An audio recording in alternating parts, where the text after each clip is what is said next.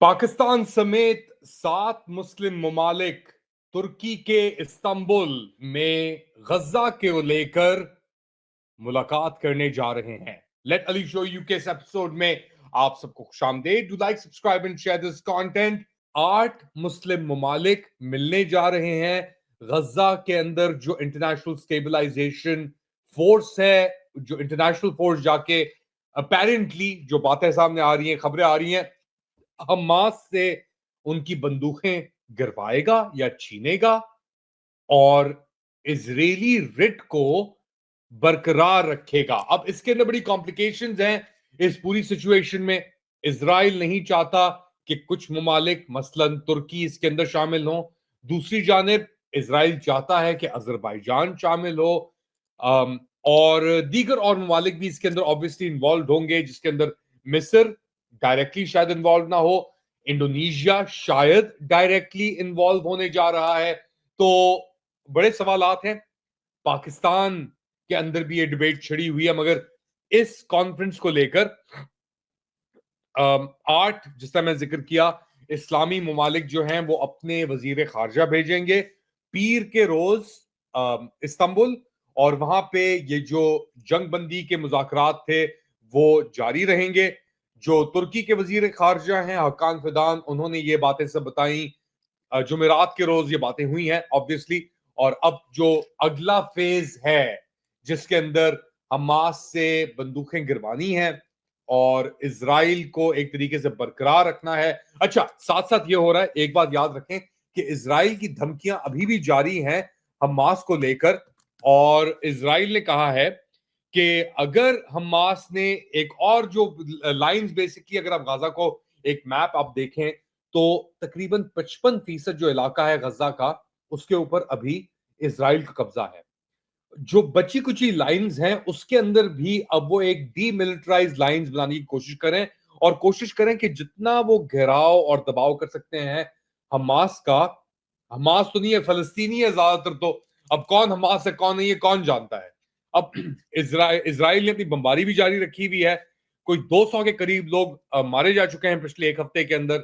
और अब एक और अल्टीमेटम वो दे रहे हैं इजराइल हमास को कि अगर तुमने ये चीजें अपने हथियार और इन पॉइंट्स के ऊपर तुम अगर मूव नहीं हुए तो तैयार हो जाओ फिर।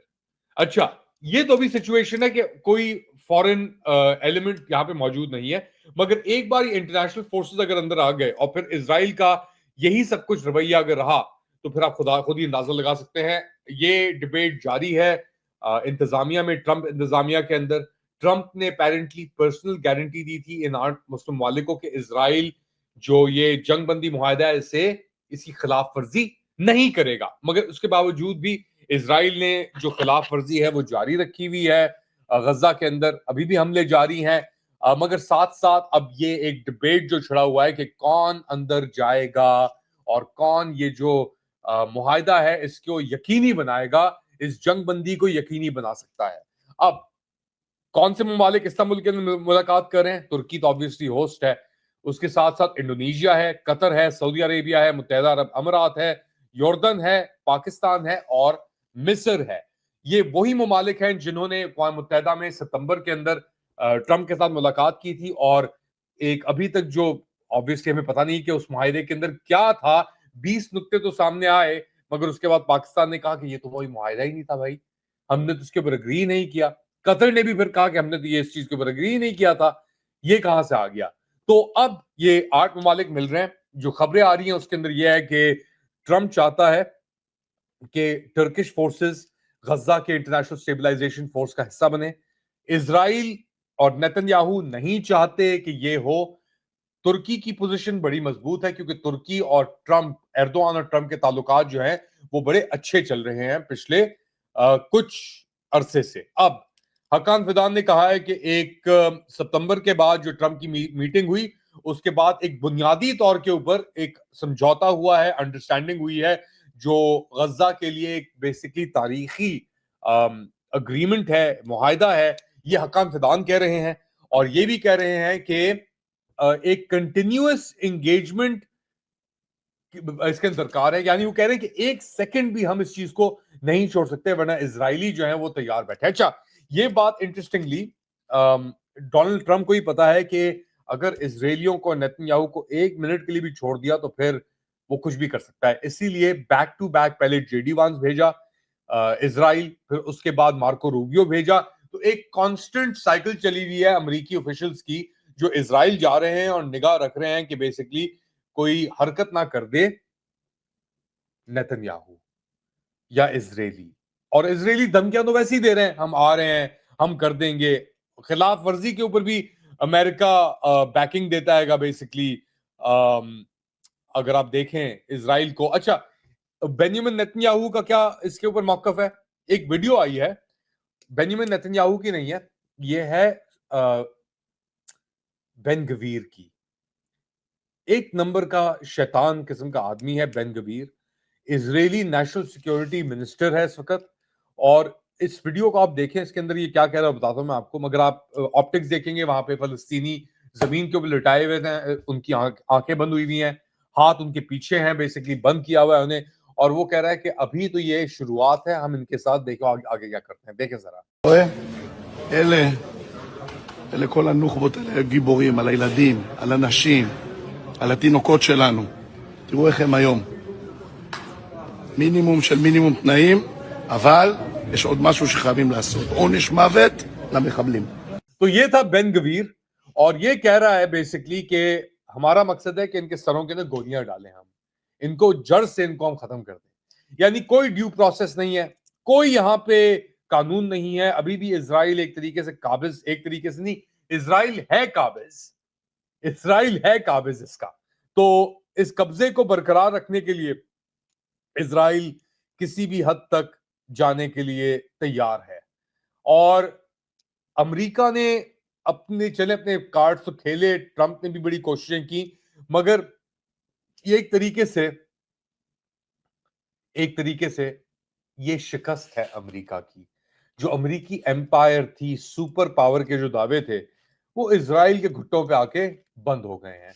अच्छा, एक और बड़ा इंटरेस्टिंग स्टेटमेंट आया है, चाइनीज ऑफिशियल्स की तरफ से ये स्टेटमेंट आ रहा है, और वो कह रहा है कि ब्रिक्स ममालिक को एक लीड लेनी होगी गजा की रीबिल्डिंग के अंदर और पुलिसिंग के अंदर। और ये भी साथ साथ कह रहे हैं क्योंकि वेस्ट यानी अमेरिका और उसके जो हिमायती हैं और ममालिक, उनकी अब कोई इतनी क्रेडिबिलिटी नहीं रही, तो इसलिए अब ब्रिक्स ममालिक, जिसके अंदर Brazil, Russia, India, China, south Africa, ये ममालिक शामिल हैं, इनको अब एक ज्यादा अपना किरदार अदा करना होगा, एग्जर्ट करना होगा इस चीज को आगे बढ़ाने में। इस पूरी कहानी के अंदर एक बात बहुत वाज़ेह सामने होकर आती है, और वो है बेबसी। चाइना, इंडिया, रशिया बात कर रहे हैं मुस्तकबिल की, और अब आगे क्या होगा, अगली क्या चीज है, उसके ऊपर उनका फोकस है। कोई 50 के करीब मुस्लिम ममालिक, और ये 8 सबसे बड़े मुस्लिम ममालिक, अहम मुस्लिम ममालिक, अमीर तरीन, आबादी के हिसाब से सबसे ज्यादा आबादी वाले, इनकी औकात एक अर्दली से ज्यादा नहीं है। और वो भी किसका अर्दली? अमेरिका का अर्दली। और अमेरिका के अंदर भी डोनाल्ड ट्रंप के अर्दली से ज्यादा इनकी औकात नहीं है। यानी उनके सामने लेट गए, झुक गए, जो भी कर सकते थे इन्होंने कर दिया। इजराइल की जंग नहीं रोक सके ये। कार्ड ब्लांच, ब्लैंक चेक था इजराइल के पास। पाकिस्तानियों का हाल आप देख लें, अभी ट्रंप ने इंडिया के साथ डील की, उसके बारे में मैं शो कर चुका हूं और लोगों को लेके भी आऊंगा बात करने के लिए। मगर पाकिस्तानियों ने क्या कुछ ऑफर नहीं किया, इज्जत भी अपनी दे दी, गवा दी इस चक्कर में। मगर हासिल क्या हुआ? और यही हिसाब मिस्र का भी है अल सीसी के साथ। एमबीजी पूरे गेम खेल रहा है मुत्तहिदा अरब अमीरात, सूडान में, केन्या में, यहां वहां, पाकिस्तान के अंदर, और उनका अपना हाल आप देख लें क्या है। तो ये सब एजेंट हैं एक तरीके से एम्पायर के, इक्तदार के, ताकत के पुजारी हैं ये, और इनको उसके अलावा और कुछ नजर नहीं आता। लेकिन चीजें बहुत तेज रफ्तारी से बढ़ रही हैं, और जो भी फैसले अब होंगे या हो चुके हैं, उनका इम्पैक्ट और उनका जो असर होगा वो हम देखेंगे अपनी आबादियों में। अगर पाकिस्तान फॉर एग्जाम्पल गजा के अंदर ये भेजता है एक पीस कीपिंग फोर्स या अक़वाम मुत्तहिदा की मैंडेट के साथ या बगैर भी भेजता है इंटरनेशनल स्टेबलाइजेशन फोर्स ट्रम्प के कहने के ऊपर, इजराइल के साथ कोऑर्डिनेशन के ऊपर, तो उसका जो बैकलैश है, उसका जो इम्पैक्ट है, वो पाकिस्तान के अंदर बहुत बहुत सख्त आएगा इसका रद्द अमल। क्योंकि पाकिस्तानियों के अंदर बड़ी डिफरेंसेस हैं मौजूद, मगर इस मौजू के ऊपर, फलस्तीन के मौजू को लेकर पाकिस्तानियों के दिमाग के अंदर बहुत एक क्लियर विजन है और वो इस विजन से टैंपर नहीं करना चाहते। और कोई डिबेट के बगैर, कोई पार्लियामेंट्री प्रोसेस के बगैर ये सब चीजें अगर हो रही हैं इतनी आजादी से, तो there will be a backlash. ये मेरा तज्जिया है कि बैकलैश होगा इसके ऊपर, बहुत सख्त बैकलैश होगा, ना सिर्फ पाकिस्तान में मगर पूरे खत्ते में, सऊदी अरब के अंदर, इंडोनेशिया में, यहां तक कि मिस्र में भी शायद ये हो जाए, क्योंकि मिस्र में उन्होंने अपना पुलिसमैन बिठाया हुआ था ना इजराइल ने, सीसी, अमेरिका और इजराइल ने मिलकर। तो चीजें बहुत तेजी से चेंज हो रही हैं। आप लोग क्या समझते हैं, किस दिशा में, किस रुख पे जा रही हैं? बताएं मुझे कमेंट सेक्शन में। Do like, subscribe and share this content. थोड़ी देर बाद दोबारा हाजिर होऊंगा अपडेट के साथ। तब तक के लिए टेक केयर।